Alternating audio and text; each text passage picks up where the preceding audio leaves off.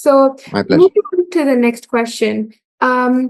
The question goes as so: my sister has been having frequent stomach cramps along with unpredictable bowel habits, sometimes constipation, sometimes diarrhea. Could this be IBS, or do we need to rule out something more serious?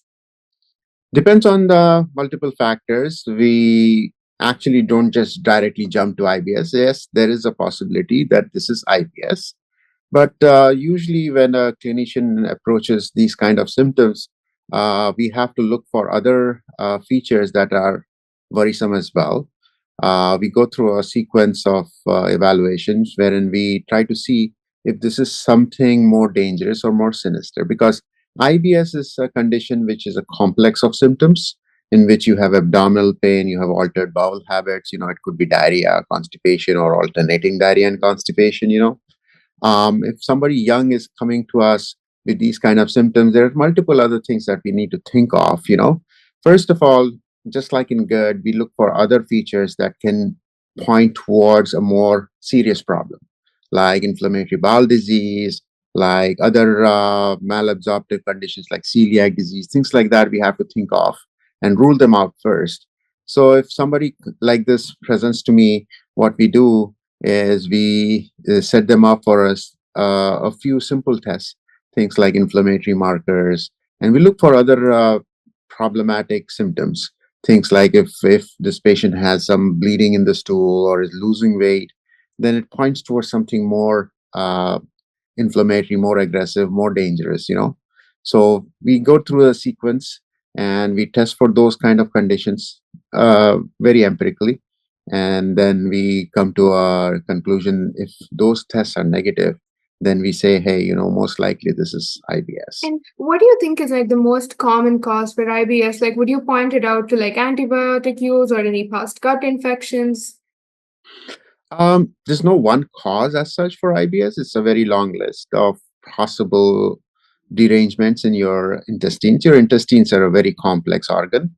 There's always an interaction going on between the bacterial content of your gut, of your intestines, with the intestines and the motility patterns that you see with this alteration. So it's an interaction going on amongst all these things. And lastly, what happens is your gut is always talking to your brain, right? So the nerve activity that is sending impulses from your intestines all the way to the brain is what you perceive the intestinal sensations as, right? So those all three things can be altered in IBS.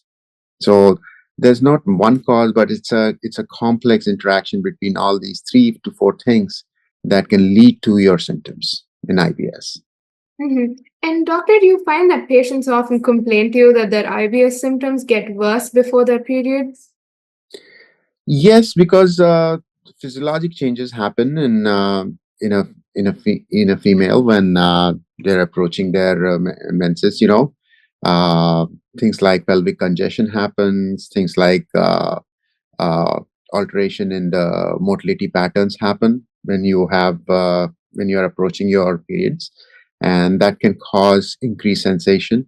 That is also compounded with anxiety, with other you know psychosomatic situation where it can be perceived as worsening And IBS. doctor, is IBS a lifelong condition or can it be reversed? What does the treatment look like? It's a multi-pronged treatment. It can be reversed. It's basically a symptom complex, right? It's a bunch of symptoms that are put together, and we have given it a diagnosis. So if we treat the patient and we try to get to the root cause, sometimes simple things like some medications can cause or worsen the symptoms of IBS, and if we get rid of those medications, that's one thing we can do. We can try eliminating some foods from your diet, and things like many of people who think that they have IBS can have lactose intolerance, for instance, right? So if we get rid of lactose from the diet, that can help.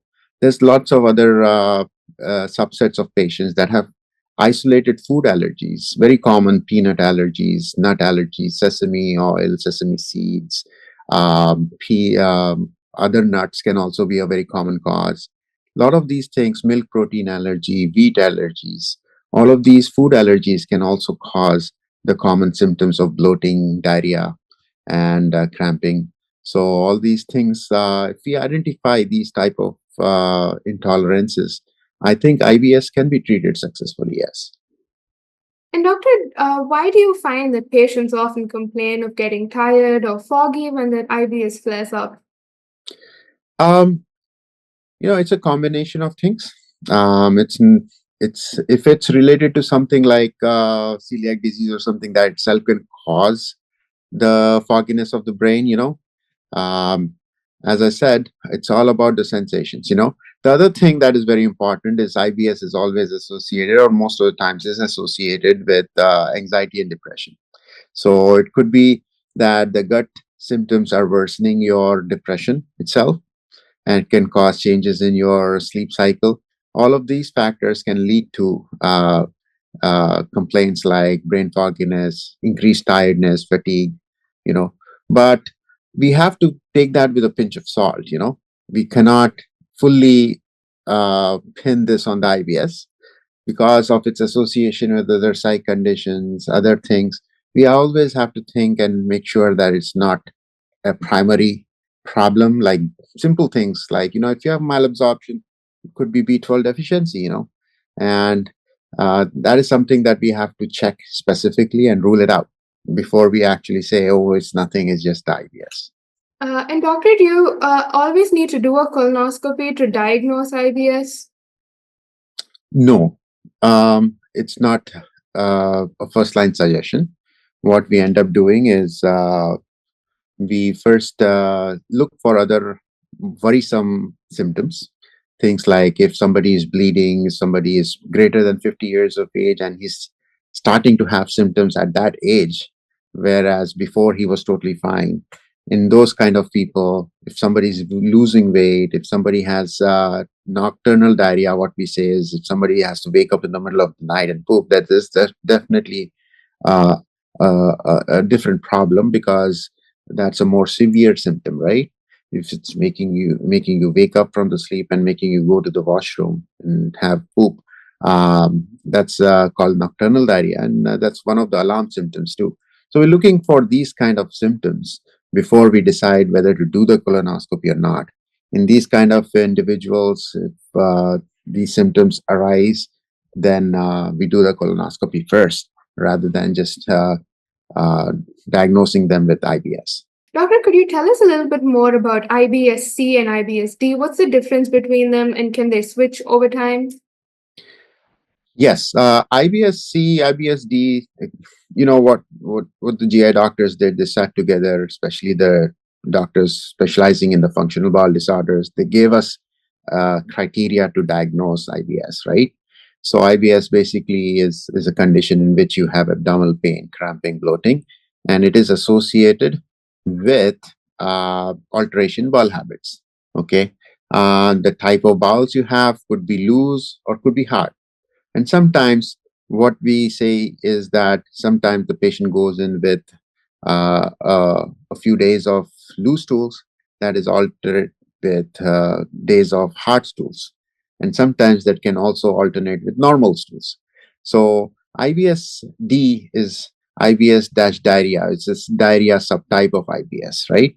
So it's pain, bloating associated with loose stools.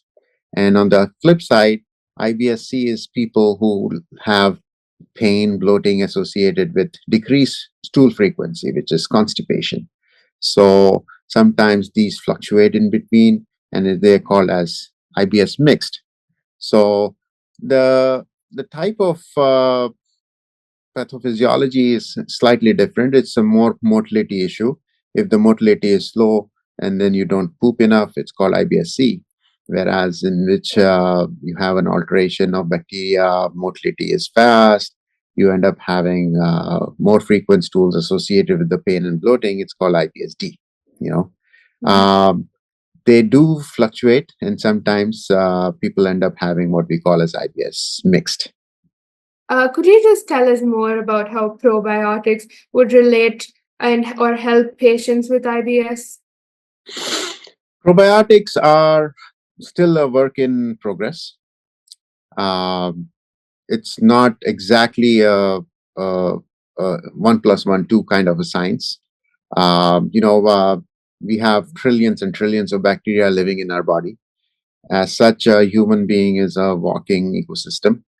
Um, what we do with probiotics is we try to introduce 10 or 12 different types of spores via a pill or a capsule or a liquid formulation. And then we hope that, you know, those kind of spores will go and germinate and populate your intestines, help.